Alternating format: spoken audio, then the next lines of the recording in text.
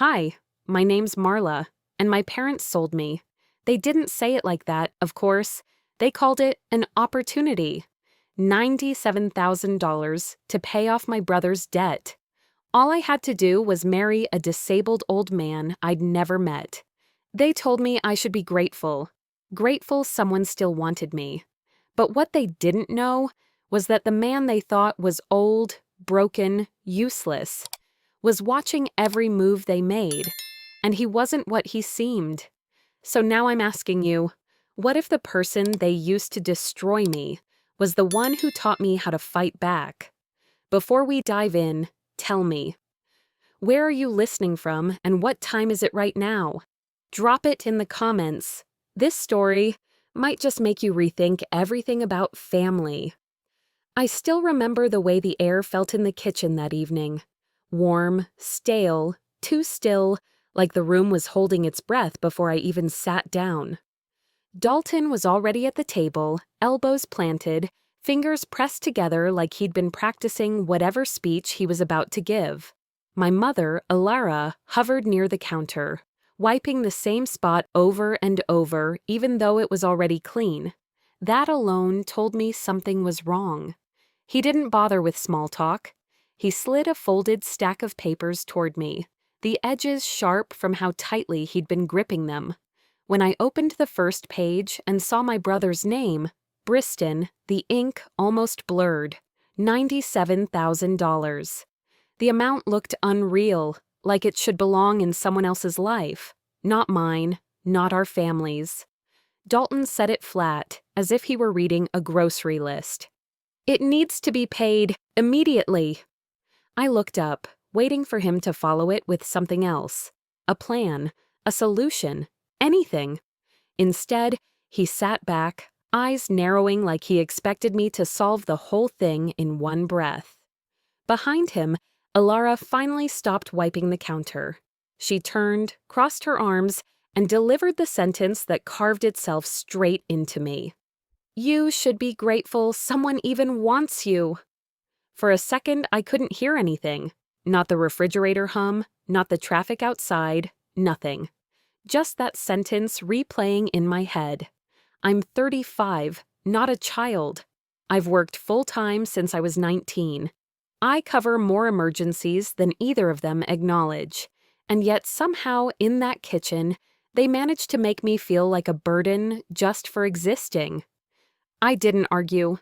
Over the years, I learned that pushing back only made everything louder. Instead, I let my fingers brush the edges of the papers again, grounding myself. Who's offering to help? I finally asked. Dalton didn't answer right away. He opened another envelope, slid a single receipt across the table. A payment confirmation.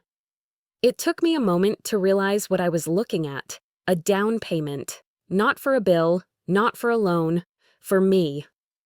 We've accepted a proposal, he said. A man named Calder Wynn. I'd heard the name only in passing. Rumors said he was older, wheelchair-bound, withdrawn from the world. A reclusive senior, someone people whispered about like a ghost story. I stared at the receipt again, trying to understand when my life had stopped being mine. Alara stepped forward and placed a small place card on the table, the kind used at family dinners. My name was written on it. Wrong. One letter off. Maria.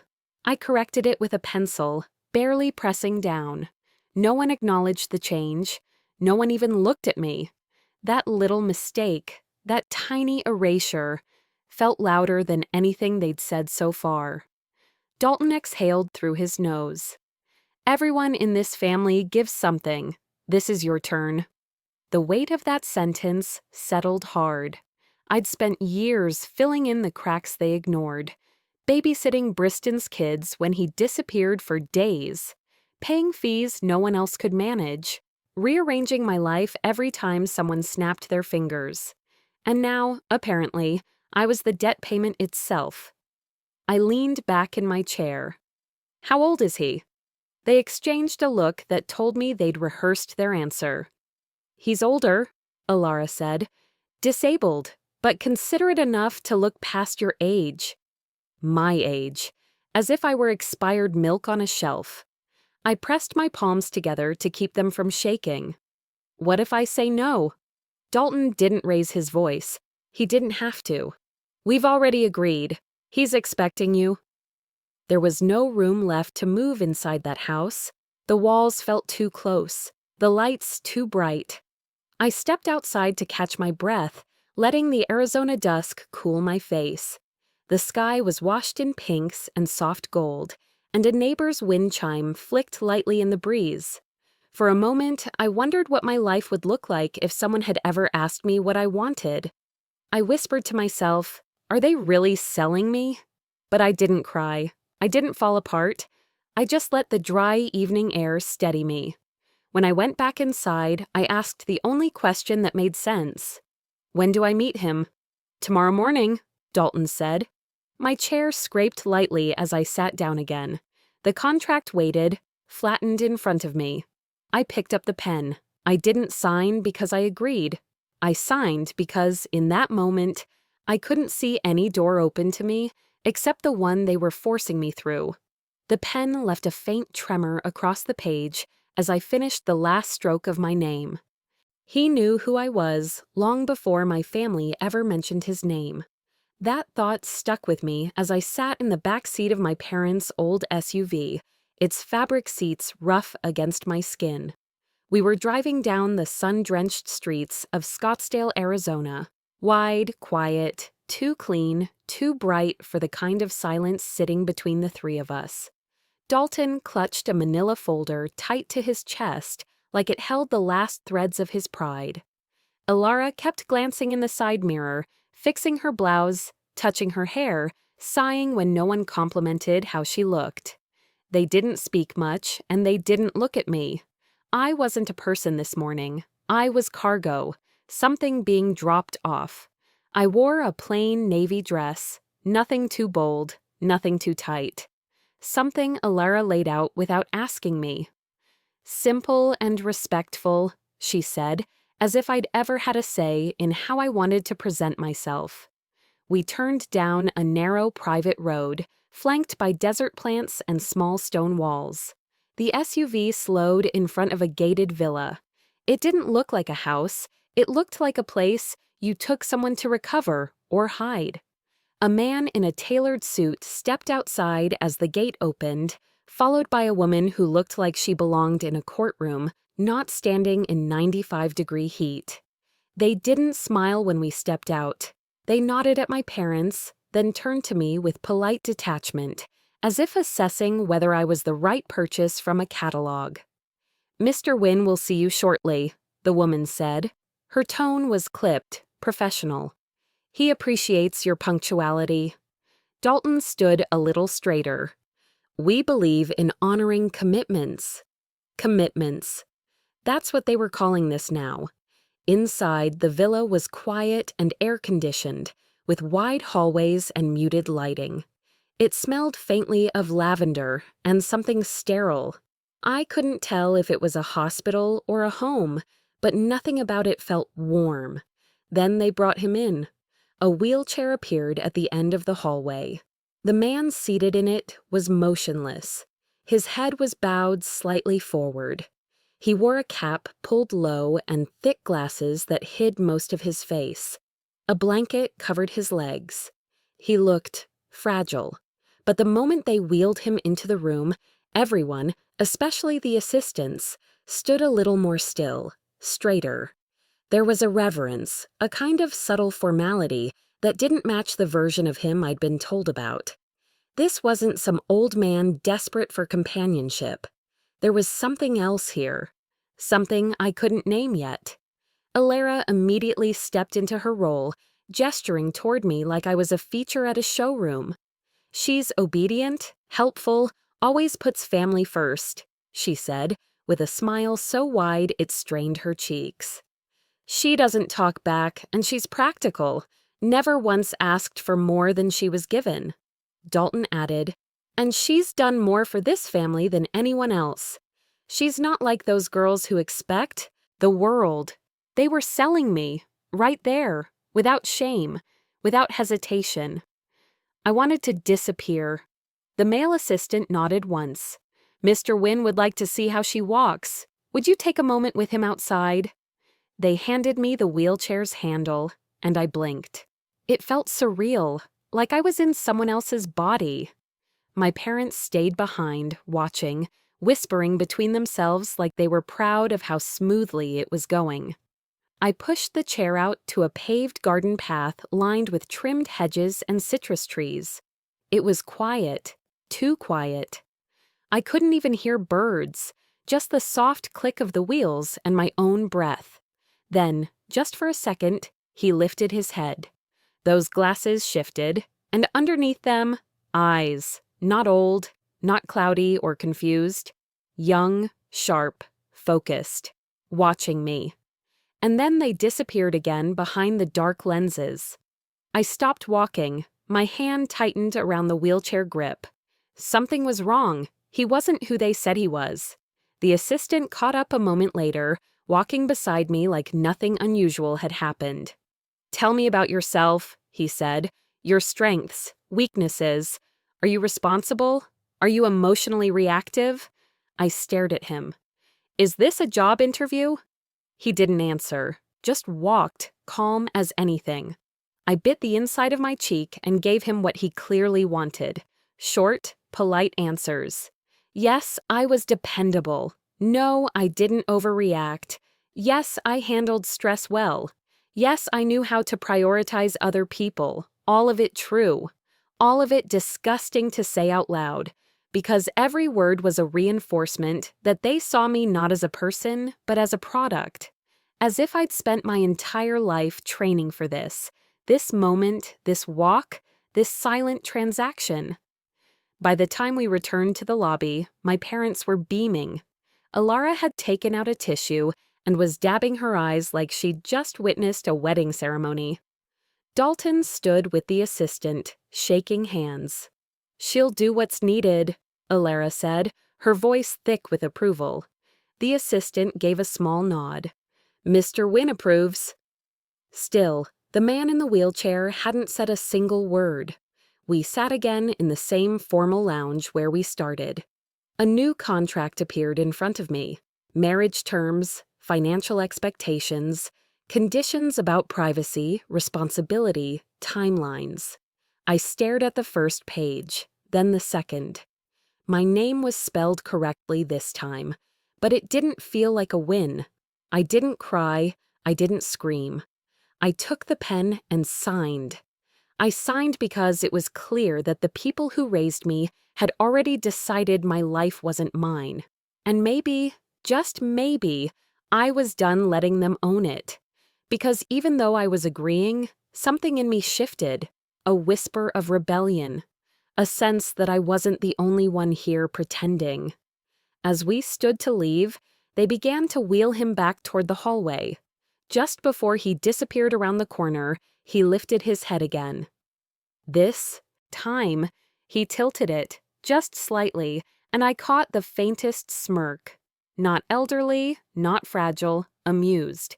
And suddenly, I wasn't sure who was choosing whom. And the reason he chose me began to reveal itself the very night I arrived at his estate. I sat in the back seat of a sleek black car that didn't belong anywhere near the neighborhood I grew up in. The leather interior smelled like new money and something floral I couldn't place. The driver never spoke, not once. He just nodded when I got in and pulled off like this was routine, like I was the latest delivery on a schedule he'd memorized. I leaned my head against the window as the sun dipped below the horizon, casting the desert in long orange shadows. Saguaro cacti lined the roads like silent sentinels, and the deeper we drove into the private roads, the quieter everything felt, like even the desert knew to keep its voice down here. I didn't know what I expected Calder Wynn's estate to look like, but it wasn't this. The house rose out of the desert like it had grown there, all sandstone, glass, and steel. It was modern without being cold, grand without being loud. The kind of place built by someone who didn't need to prove their wealth, just shape it into silence. As we pulled through the gates, a pair of motion lights clicked on softly, illuminating the driveway like a private runway. The driver parked, stepped out, and opened the door. I hesitated, my fingers tightening around my purse strap, then slid out onto the stone driveway. The air here felt heavier, or maybe it was just my nerves. Two men in dark uniforms, not quite suits, not quite security gear, approached me. One gave a polite nod. "Miss Caro, welcome. Mr. Wynn is expecting you." I looked past them toward the house. No wheelchair, no old man waiting on the porch with a blanket over his legs. Just shadows and expensive silence. "He asked that you get some rest. He'll meet you in the morning," one of them added. That stopped me cold. Rest? I was his wife now, at least on paper. Wouldn't he want to meet me? Or was this part of some routine I hadn't been warned about? They led me inside through wide glass doors into a cool, dimly lit foyer. Everything smelled of cedarwood and something faintly citrusy. Art lined the walls, abstract pieces, no family photos, nothing personal. The kind of decor that says, "I'm here, but I don't need to be seen." The assistant led me down a hallway that felt too long for a home. My shoes echoed softly against polished floors. When we reached the guest suite, he opened the door and gestured inside. I expected something impersonal, maybe even sterile. Instead, the room was warm and softly lit. A full closet had already been stocked, clothes in my size, in styles I hadn't worn since my 20s. On the vanity, a tray of skincare products I used back home, right down to the brand of moisturizer I preferred. "How did you—" I started to ask, but the man only smiled slightly and stepped back. "Good night, ma'am. Mr. Wynn will see you at breakfast." I closed the door behind him slowly and leaned against it for a long moment. My body wanted to collapse, but my mind wouldn't settle. This wasn't hospitality. This was control. Precise, deliberate control. He hadn't just agreed to marry me. He had been preparing for me, long before the papers were signed. Later that night, after washing my face and trying to settle into the bed I didn't ask for, I crossed the room and looked out the tall window that overlooked the garden. The desert was quiet this late. No sounds, no wind, just stillness. And then I saw it. A wheelchair, parked under the glow of a small porch light. A man sat in it, his head lowered, but not in sleep. He was watching the window, my window. He lifted his head just slightly, and even from this distance, I saw the eyes. Not dull or glassy with age, sharp, focused. No glasses, no cap, no effort to look frail. It was him, Calder, and he wasn't who they told me he was. I backed away instinctively, heart pounding. When I looked again, an assistant was already wheeling him away, head down, silent. Like the whole thing hadn't happened. I sat down on the edge of the bed, hands trembling. My mind scrambled to rationalize it. Maybe I imagined it. Maybe the light played tricks. But deep inside, I knew I hadn't imagined those eyes. He saw me. Not just noticed me, saw me. Like I was a character in a play he wrote. I pulled out my phone and called home. Ilara answered. "Well," she said, no greeting. "Did they confirm the second transfer yet?" "No. They just showed me to a room." A pause. "Well, don't ruin this, Maria. It's a good match. He's got money. You don't get a second shot at this." I wanted to ask her if she was even worried, if she cared how I was holding up, but I knew the answer. "I'll call tomorrow," I said, and hung up before she could say more.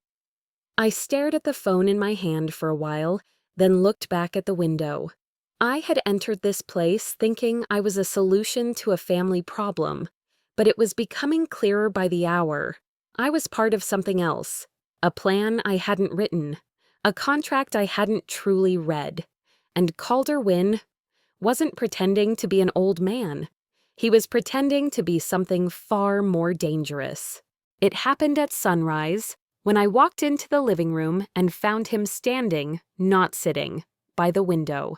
The light was still soft, casting thin golden lines across the floor, and for a moment I thought my eyes were playing tricks on me.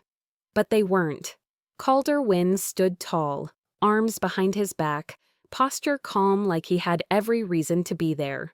No wheelchair, no assistant, no blanket tucked over motionless legs. I stood frozen in the doorway, one hand still resting against the frame.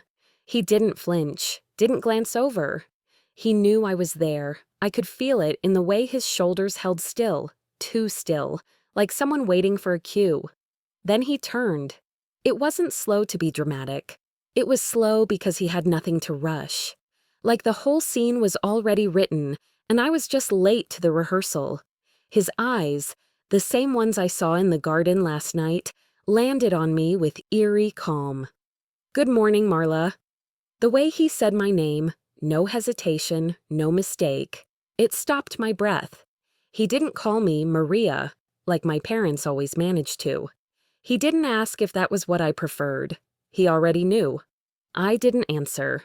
He took a step toward the couch and gestured. "Sit, if you like." I didn't move. He didn't care. He turned back toward the window, gazing out at the desert like it had something worth watching. "You saw more than you were meant to last night," he said, his tone neither apologetic nor cold. Just true, like he was stating the weather. I finally found my voice. "Why lie? Why pretend to be old, disabled?" He finished for me, glancing back. "Because your family needed to see something they'd recognize, something they could justify, and they did." He turned fully now, walking across the floor like he hadn't just sold the image of frailty to my parents and watched them eat it up. I needed them to underestimate me. They were easy to read. The calm in his voice set something burning in my chest. "So, this is a game to you?" I asked. "A performance?" Calder smiled, but it didn't reach his eyes. "To you, maybe. To them, it was business. You were their leverage. I was their exit." I stared at him, words struggling to form. Every part of me wanted to scream, to shake him, to walk out the door. But where would I go? He stepped closer, and this time there was a shift in the air, something colder, sharper. "Tell me, Marla, did it hurt when your mother said you should be grateful someone wanted you?" My mouth opened, but nothing came out. That line, that exact sentence. It was said behind closed doors, in our kitchen, with no one around, no assistants, no recordings, no reason he should know it. "How?" I whispered. He didn't answer, just watched me. It felt like someone had cracked my spine open and reached in with cold fingers. "You listened?" I asked, the disbelief cracking into something deeper. "You had us bugged?" "No," he said softly, almost too gently. "I had your family figured out before your father called me." His voice stayed calm, but it felt like a knife wrapped in velvet. "I wanted to know what kind of people would sell their daughter to erase their son's debt. Turns out, I didn't have to dig deep." I sat down because I couldn't trust my legs anymore. Calder didn't follow. He stood in front of me, watching, not with pity, with something more dangerous, curiosity. "You deserve better than what they think of you," he said. The words might have been kind if they came from anyone else. From him, they felt like a warning, as if I was being offered something I didn't understand yet, and might not want. Then, just like that, he changed. He turned, walked calmly to the far end of the room where the wheelchair sat waiting. I hadn't even noticed it when I came in. It was tucked into the corner like a stage prop between scenes. He sat down easily, adjusted his posture, pulled the blanket over his legs, slipped on the glasses, and lowered his head. The transformation was seamless. The frail man was back. The version my parents believed, the one they sold me to. He didn't even look up as he whispered, "They're arriving soon. Stay silent." I stood in stunned silence as the bell chimed at the front door. Once, then again, faster. I knew that knock. Dalton.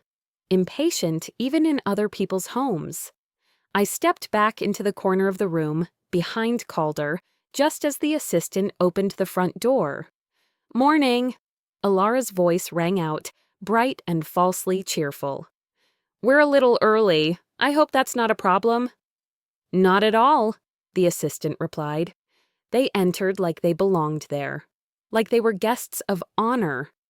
I watched as my parents scanned the room, eyes skipping over me, landing on Calder, hunched, silent, perfect. Alara turned to me finally and whispered, "Straighten up. He's watching." I wanted to laugh, but the sound caught in my throat. They greeted him like he was a fragile artifact, and Calder played the role to perfection. Slow nod, weak smile, murmured words through tired lips. I stood behind him, heart pounding, not because of the act, but because I now knew it was one. And worse, because part of me didn't know whether to fear him or thank him. But one thing was clear, he wasn't done showing me the truth. The truth came crashing in the moment my parents walked through his door with forced smiles and greedy eyes. I stood behind Calder's chair, my hands stiff at my sides, my pulse thudding low and hard in my ears. The morning sun had settled across the room, catching the curve of my mother's pearl earrings and the confident set of Dalton's jaw. They looked like people arriving to pick up a prize they'd ordered.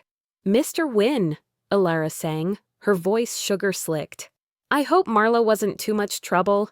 Not a glance toward me, not even a cursory hello. Calder stayed in character, slumped, quiet. His chin barely lifted, like he needed all his strength just to acknowledge them. Dalton strode over, his handshake firm and 2 seconds too long. "You're looking better already, sir," he said, like Calder was a pet recovering from illness. I wanted to disappear or punch something. The assistant returned, holding a neat folder. "Let's review the final transfer terms," he said, his tone polite but clipped. They sat like it was their living room. Alara crossed her legs and leaned forward, her hand twitching toward the folder like a shopper about to snatch a bargain before someone else grabbed it. Calder didn't speak. He kept his gaze lowered, while the assistant did all the talking. The script was rehearsed. "We do have a few final clarifications," the assistant said. "Mr. Wynne asked to understand more about Marla's upbringing, her role in the household, her sense of responsibility." I stiffened. Alara beamed. "Oh, she's always been the quiet one, the helper, never gave us any trouble." "She handled most things at home," Dalton added. "Bills, errands, even watching Briston's kids when he, well, couldn't." I felt every word like it was being nailed to my skin. None of them were lies, but all of them erased me. "She's reliable," my mother continued, "does what she's told." They kept smiling, their voices light, like this was just a neighborly chat, like they weren't packaging up my life and sliding it across a table like a stack of coupons. The assistant gave a small nod, took notes. Then he asked, "Why didn't Briston handle his own debt?" Dalton cleared his throat, quick. "He's had a rough go, lost a few jobs, some bad breaks." Alara jumped in, too fast. "Besides, Marla's always been more level-headed, more capable." I felt like I wasn't in the room, like I was the couch or the lamp, something that filled space but didn't speak. I glanced down at Calder. He hadn't moved, but I could feel him listening. Then, a shift. He raised his hand, slowly. It wasn't dramatic, just controlled. The assistant paused mid-sentence. Calder spoke, his voice deliberately thin, shaky, still in disguise. "I hope she is strong enough. The life here is not simple." But the way he said strong enough made my skin prickle. It wasn't a question. It was a probe, aimed at me. Dalton smiled, proud. "She does what she's told." I didn't mean to, but I flinched. My hand moved to the back of Calder's chair, not for balance, but because I needed something solid, something real. Calder noticed. His head tilted just slightly, glasses catching the light, and behind them, his eyes met mine, razor sharp, fully present. He was studying them, studying me, testing everyone. I started to understand. This wasn't just an act. This was a chess game, and he was already moves ahead. Dalton and Alara were escorted to another room to finalize signatures. The moment they left, the air felt thinner. My chest tightened like someone had wrapped a wire around my ribs and started to twist. I stepped into the hallway alone. I didn't cry, not right away. I leaned against the wall and felt something inside me, something years old, start to unravel. The version of me who always smiled, who always said, okay, who never asked for more. She was unraveling. They sold me like I was the family vacuum cleaner. A little worn, but dependable. Never breaks down, gets the job done. I squeezed my eyes shut. My throat ached. I hated that it still hurt. Footsteps. I turned. The assistant stood a few paces away. His tone was quiet, not soft. Mr. Wynn notices everything. I didn't answer. I wasn't sure if it was a warning or a strange kind of comfort. He didn't stay, just nodded, then disappeared back down the hall. I stood there, breathing shallow, and somewhere in the hollow that used to hold my pride, something else began to form. Not strength, not yet, but awareness. A flicker. Someone saw me, not the version my parents created, not the quiet helper, me. It scared me and steadied me. A few minutes later, I heard them coming back. Alara's heels clicked against the marble floor, and Dalton's voice hissed low beside her. They said it'll take a few days for the final transfer. We should have pushed harder, she muttered. He can afford it. They walked past me, mid-argument, not even noticing my face. Not the faint trail of tears on my cheek. Not the look in my eyes that wasn't quite anger anymore, but something slower, deeper, sharper. They didn't see it, but he did. They crossed the line that afternoon when Calder invited them to stay for lunch, and my mother used the opportunity to humiliate me in front of his staff. We were seated in a dining room that looked like something out of a design magazine, all glass walls and views of the desert, with a table long enough to seat 10 but only 6 places set. 2 staff members moved quietly around us, pouring drinks, adjusting silverware, straightening napkins that didn't need it. It was all too perfect, too quiet.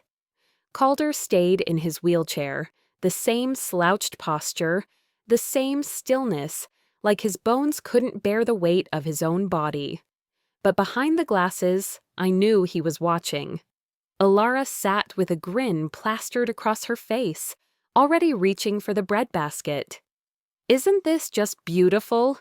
she said to no one in particular, running a hand across the table's edge like she was assessing it for resale. Dalton nodded, eyeing a sculpture by the window. "Modern stuff. Expensive, right? Probably some European artist." They were performing, loud, confident, fake, like people who had found themselves somewhere they'd never belong, trying hard to convince everyone they did. I sat at the far end, quiet, still, taking up as little space as possible, just like always. One of the staff, a young man with kind eyes, turned to me and asked softly, "Would you like lemonade or tea, ma'am?" Before I could answer, my mother chimed in. "She'll have water," Alara said with a chuckle. "She doesn't need anything fancy. She's always been simple." Her voice carried across the table like syrup over glass. Sweet, sticky, hard to clean up. I froze. The staff member hesitated, glanced at me. I didn't meet his eye. I couldn't. "She's always been that way," Alara continued, her smile still fixed. "Low maintenance, never one for frills." The room fell silent. No one laughed. But she did, a soft, dismissive sound, like it didn't matter. Except it did. Dalton leaned back in his chair. We never had to worry about her. She's not like Briston. She never aimed too high. I felt the words hit like stones to the chest. I didn't even know I was holding my breath until I saw Calder's head tilt, just slightly. Behind the lenses, his eyes sharpened. His assistant's gaze flicked between me and my parents. I tried to swallow it all down, the shame, the rage, but it lodged in my throat like something alive, something clawing to get out. The server returned with a tray of glasses, and before my mother could speak again, I opened my mouth. "I'll have iced tea. Thank you." It came out calm, clear, measured. The table froze. Alara's head snapped toward me like I'd spoken in tongues. Her eyes narrowed, confused, threatened. Dalton's smile twitched. Calder didn't move, but I caught a flicker behind the glasses. Not surprise, satisfaction. A beat passed. Then Alara leaned toward me, hand, slipping under the table and grabbed my wrist. Her fingers squeezed, sharp. "Don't embarrass us," she hissed, low and fast. I looked her straight in the eye and pulled my arm away, not violently, just enough, a boundary, finally drawn. Calder turned his head, slow and deliberate. His voice was thin, almost fragile. "Make sure Marla receives whatever she wants."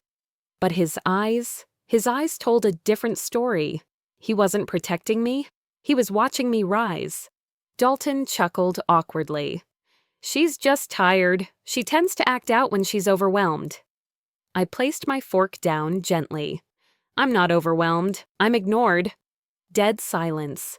Even the air seemed to still. My mother's mouth parted, but she said nothing. My father's eyes lost their grin. They both stared at me like I'd flipped the table. Calder's face was unreadable, but there was something behind it, like a door opening. Lunch carried on in mechanical silence after that. Forks scraping, plates shifting, but no more talk. My parents stopped trying to impress anyone. I think, in that moment, they realized something had slipped. And they weren't sure how to get it back. After the dishes were cleared, Calder's assistant approached me with a quiet nod. "Would you like a bit of air?" I followed him out to the terrace. The sun had softened, casting gold over the rocks. We walked slowly down the stone path that wrapped around the estate. He didn't make small talk. After a while, he said, "Mr. Wynne is paying attention. So is everyone else." I didn't know what that meant exactly, but it landed in me like a slow spark. Something shifting under the surface. He didn't explain, just nodded again, respectful, and left me by the fountain. I stayed a few minutes longer, letting the breeze calm what was still simmering inside me. By the time I walked back into the house, the table had been cleared and my mother was leaning in toward Calder, that smile back on her face, syrupy as ever. She looked up as I approached, but I didn't falter. I took my seat across from her, straight-backed, head high. And for once, I didn't feel like the extra. That feeling barely had time to settle before everything shifted again. They struck later that evening, using the one thing they knew could still break me, my brother. I remember standing near the stairs, trying to quiet my mind after the long lunch, when one of Calder's staff told me someone had arrived unexpectedly. The sun had dipped low, painting the windows orange. I walked toward the foyer with a knot in my stomach, half expecting another lecture from my parents. Instead, I saw Briston. He stood under the soft hallway lights, shoulders hunched like he was carrying something heavy. His eyes were rimmed red, and his hands kept fidgeting at his sides. I hadn't seen him look like that in years. It hit me with such force that I stopped a few feet away. "Marla," he whispered, as if he didn't want anyone else to hear him. "Can we talk?" My heart squeezed. No matter what he'd done, no matter how often he let our parents use him, he was still the person I used to sneak food for when we were kids. The one I defended at school. The one I bailed out of trouble more times than I could count. The one part of my family I struggled to detach from. "Yeah," I said softly. "Let's step over here." We walked toward a corner near the front staircase, a quiet spot. He didn't look at the house, didn't admire anything. He just stared at the floor like he was ashamed to even be standing there. "I'm sorry," he said quickly. The words tumbled out. "For everything. For putting you in this position." I blinked at him. "What are you talking about?" He rubbed his palms together. "Mom said you were angry, that you were starting trouble in front of the people here. She said you're going to ruin everything if you don't calm down." There it was. The message wasn't his. It was theirs. I felt something inside me tighten, the way it used to when they'd send him to soften me before asking for help. "Briston, that's not what happened." He shook his head before I could even explain. "Please, just don't mess this up for them." His voice cracked. "Things are bad for me right now, real bad. I'm barely holding on." There it was again. The pressure, the familiar tug on the leash they'd wrapped around me since I was young. They always used him to pull me back into obedience. And even after everything, my chest ached for him. "Briston, listen," I started, but he cut me off. "If you don't help, I'll lose everything. I mean it." His breathing sped up. "Just help me one last time, please." I gripped the wooden rail beside me because the room suddenly felt too small, too warm. Panic crept up my spine the way it always did when he cried. It was instinct. Protect him, fix things, give up whatever I had to. But I steadied myself. "Briston," I whispered, "they're using you, and they're using me. You have to see that." He shook his head again, desperate. "Mom said you're acting out because this place is too nice for you.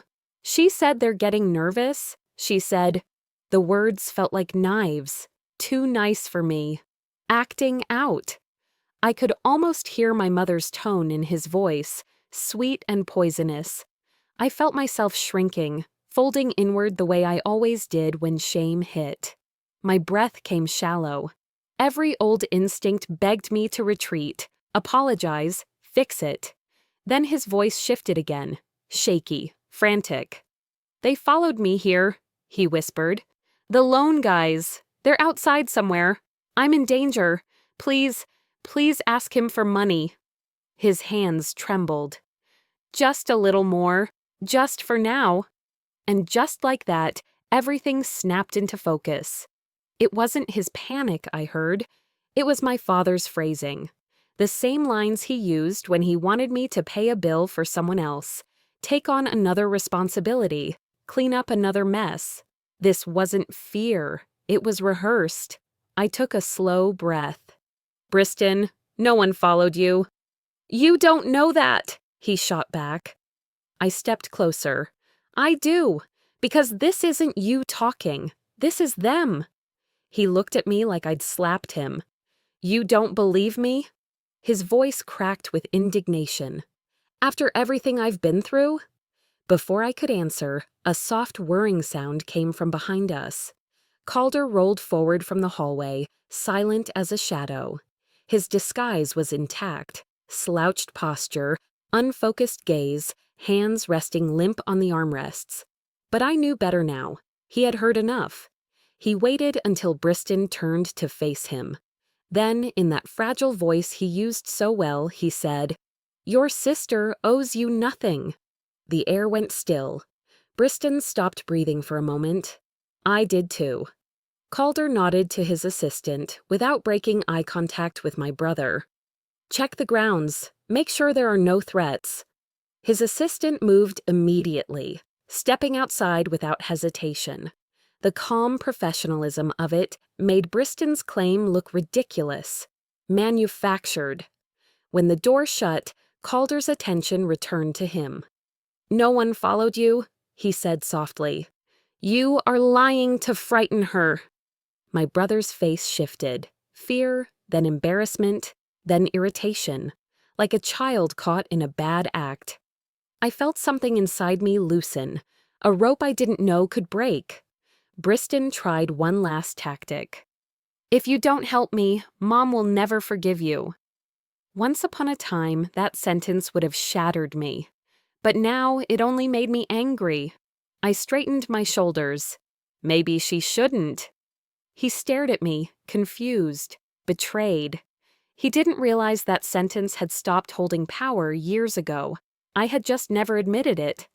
Calder didn't speak, but I sensed him watching, measuring the moment I outgrew the fear my parents planted in me.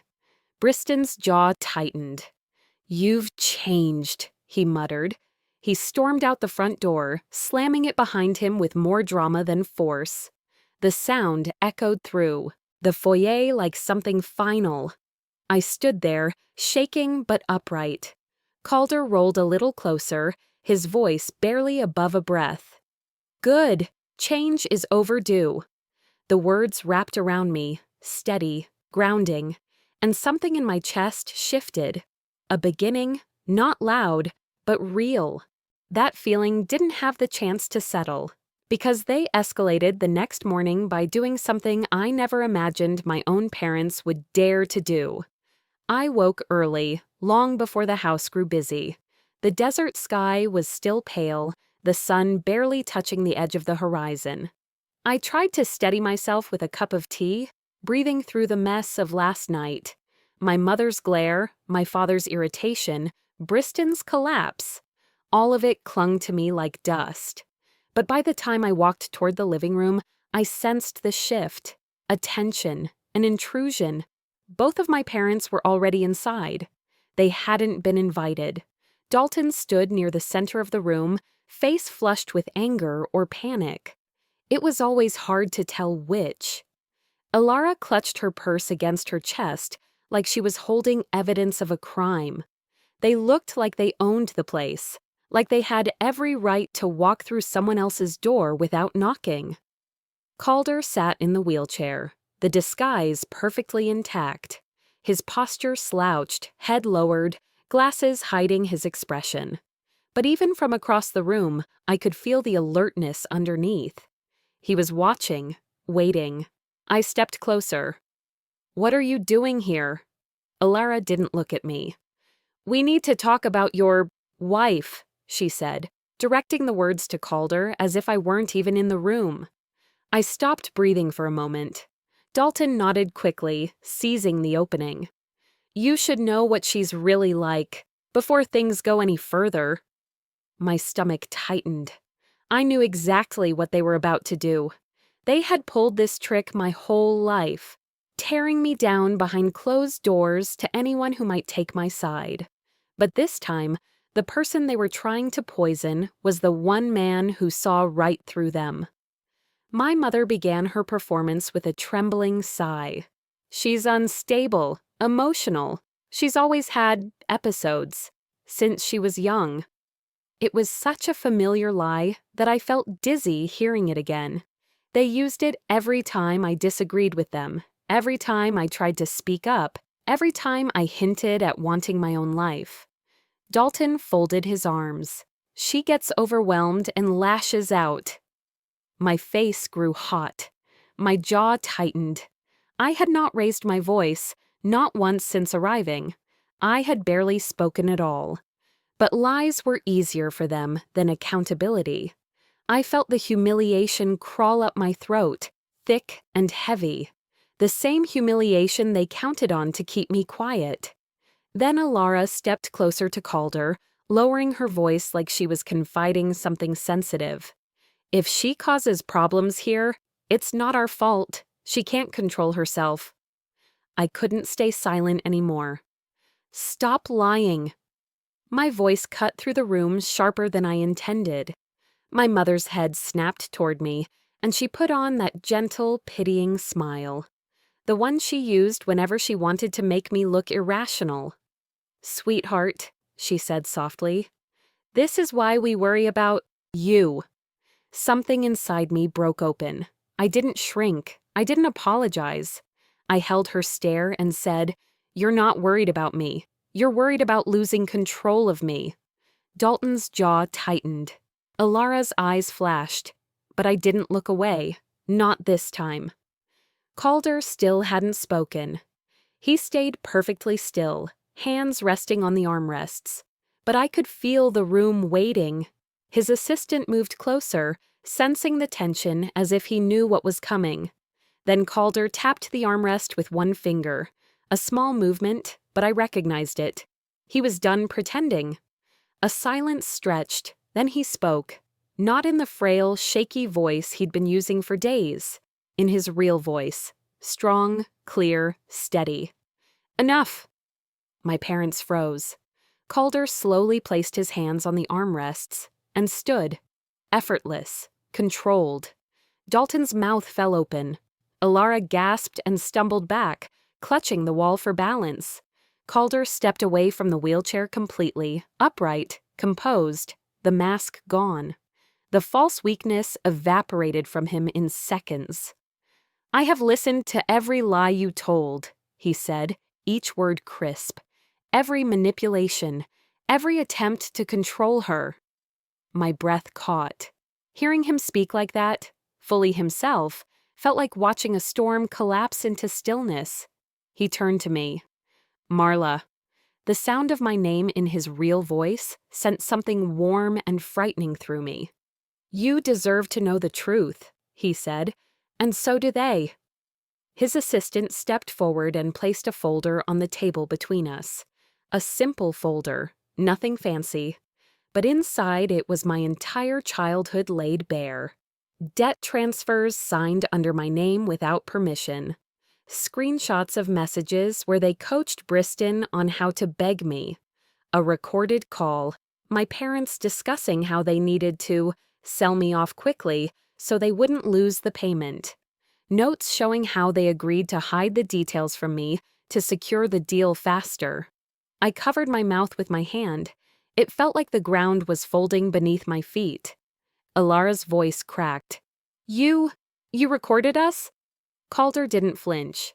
"I investigate everyone who tries to buy something that doesn't belong to them." My father attempted to speak, but couldn't form a single word. I stared at the papers, my chest rising and falling too fast, my head spinning. It was all there, everything they'd done behind my back, everything I suspected but never had proof of.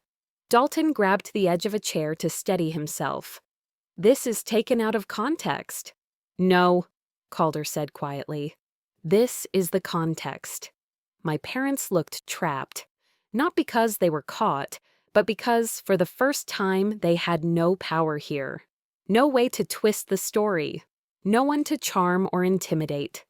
Then Calder stepped back, giving the room to me. His voice softened, but it didn't lose its strength. "It's time you decide what happens next." I felt the weight of those words settle around me, heavy, real, terrifying.